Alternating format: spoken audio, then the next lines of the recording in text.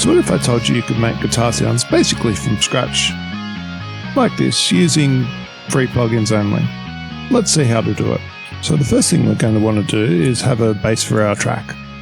Now, you could try and find a MIDI file, but I've had more success in using guitar tabs instead. So as you can see, I've searched for a Sweet Child of Mine guitar tab download. Let's go to this link. And there's a file to download, and download that. Then we'll want to launch TuxGuitar.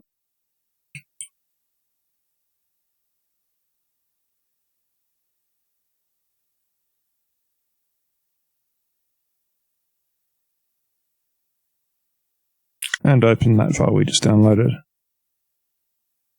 So once we've done this, all we have to do is just simply export as MIDI. Transpose 0.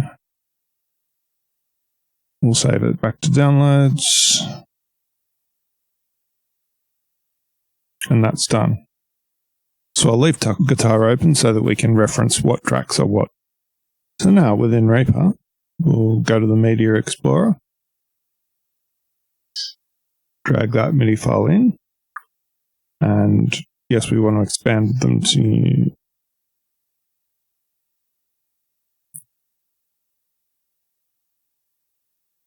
and yes, we want to take those defaults. We want single channel out on multiple tracks. And we want each stereo track as a multi-channel item on a single track. Okay. Close that down. So next thing we need to do is we'll get rid of the empty tracks, of which there are a few.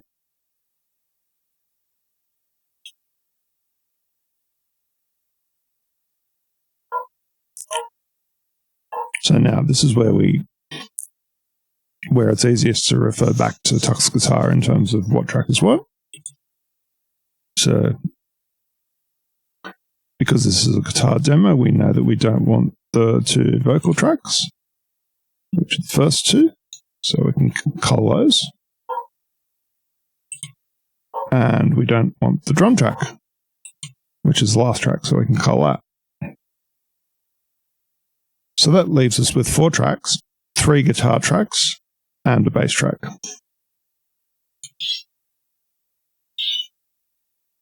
So let's label these so we know which is which. Guitar 1, guitar 2, guitar 3, and bass. And then we can shut down TuxGuitar. So the next thing we're going to want to do is do some pre-processing of the MIDI of each track. Let's start with the first one. Double click on that. And we'll switch to the event list view there.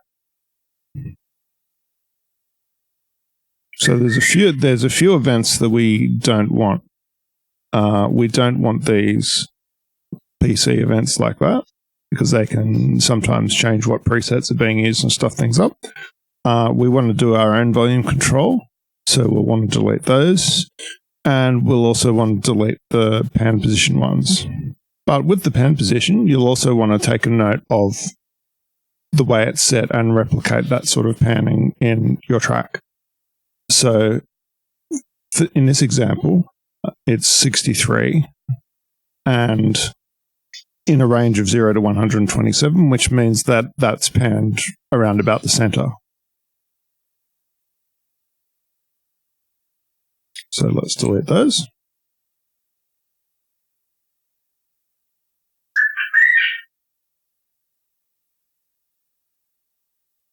Okay. The next guitar track. Now see how the pan position on this one's 15?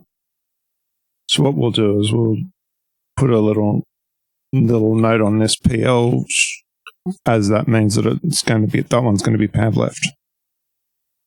And then delete similarly.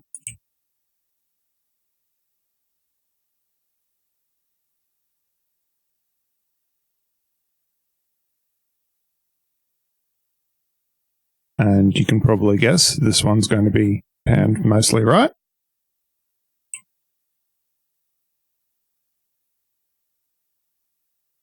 Delete those. Note that that's panned right. And then we have our bass.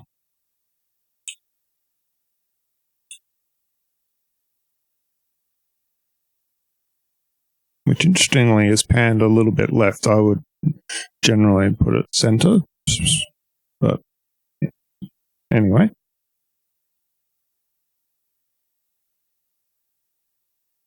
Okay, so now we've got rid of some extraneous events. Now I can start to actually do the guitar. So before I forget, I'm also going to get up the pans the way that they should be. So pan this one hard left, pan this one hard right. So I've tried quite a few free and paid guitar virtual instruments, and one of my favorites is one that's available in the SFZ format. So I've loaded up an instance of Esforzando plugin here, and I've already set it up with the Metal GTX guitar.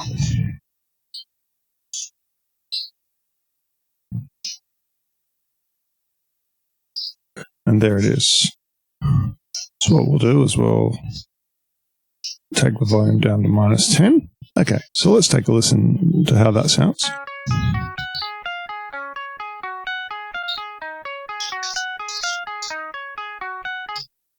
Maybe slightly underwhelming, but it'll sound better when we add some processing on top. So since we're going to use the same guitar for a bass for the other two guitar tracks, what we're going to do is we'll copy that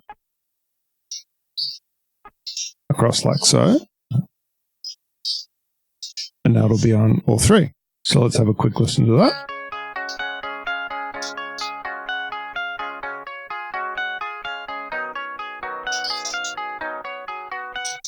So the next thing I'm going to do is do some freezing to save resources, as working with guitar plugins can be somewhat resource intensive, and not on the newest laptop in the world. So we're going to freeze our center pan track to stereo.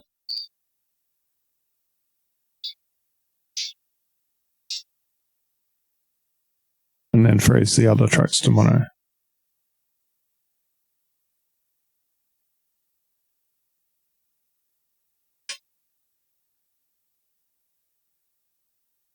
What I then like to do is normalize the loudness on those so that they're at least starting at around about the same sort of level. So go to Properties. I use the F2 shortcut, but you can also right click, normalize, and normalize to -23, like so. Each item separately.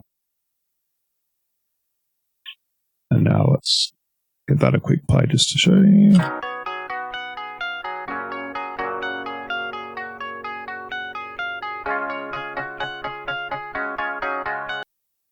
Let's start the individual processing on each one. So let's leave the center pan one to the last of the three to work with. So let's start with the pan left one. So let's select that one and solo it. So what we do now is we simulate what a traditional guitar chain might look like in software. So for those less familiar with that, that quite often looks like some sort of an overdrive or boost guitar pedal at the very start, followed by an amplifier, and then that amplifier is going into a cabinet, a speaker cabinet. So we'll do all three components of that on this track. So first what we'll do is we'll add a boost pedal or overdrive pedal. So I've chosen the TSE 808 one.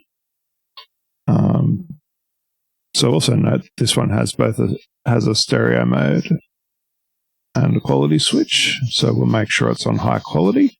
In this particular case, we're using a mono track, so we can leave stereo off.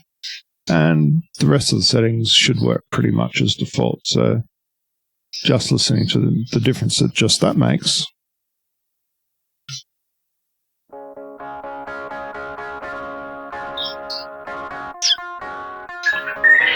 You can hear it's given that slightly driven sort of tone.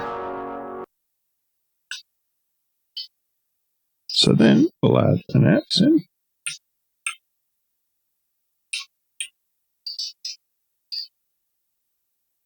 Let's add the Membrini crunk. And if you're not sure what you're doing with these, sometimes they come with useful factory presets. So let's just choose lead A for the preset on this one. And because we're going to add a cabinet in a minute, we'll bypass the cabinet, turn that off. Let's have a listen.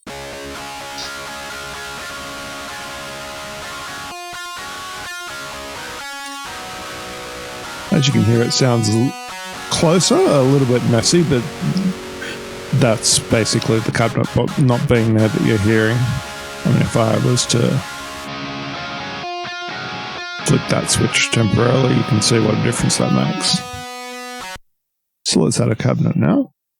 So then we'll use this plugin with Fenrir.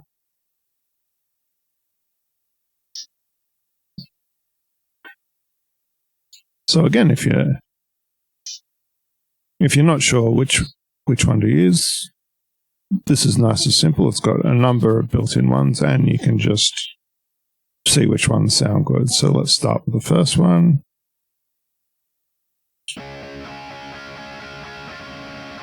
Okay, swap to the next one. I like that second one better than the first one.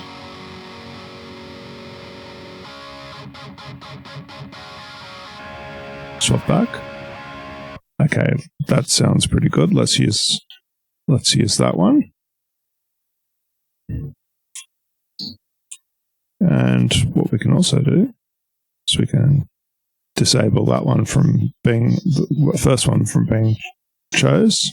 Let's start down in the 4x12s. Because for the non-guitarists among us, that basically means how big a speaker cabinet is, how many speakers it's using. So this one's using 2 12-inch speakers, this one's using 4. Okay, so let's listen to this new 4x12 one. Yeah, okay, next one.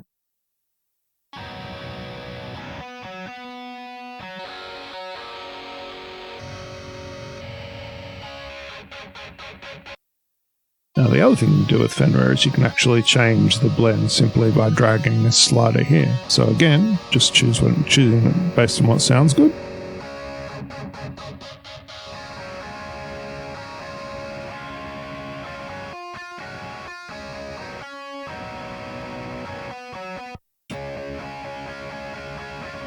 Okay, I'm going to have it sitting about there. And there we go. That's the basics of one of our guitars. So let's do